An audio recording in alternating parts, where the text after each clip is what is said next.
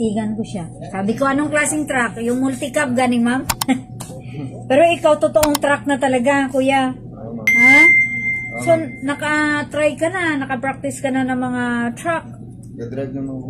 Ay, kagaling! Nag-drive, tapos ngayon ka palang mag-apply ng code ng... Hindi, may one command ko dati, ma'am, bro. Kung may driver na po, ma'am, ginasabay sa kuha. Kahit pa.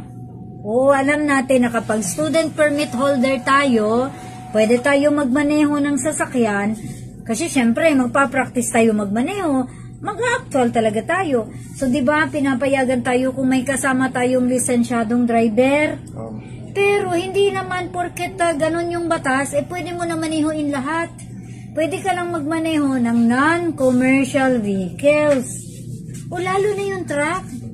Kahit punuin mo pa siya lahat ng professional license holder, bawal pa rin tayo yun. So, kapag ikaw ay may lisensya na, kahit professional na, tapos wala siya sa code mo, tapos mag-practice ka, hindi rin sapat na yun yung rason na may kasama man akong driver, ma'am. Hindi ha.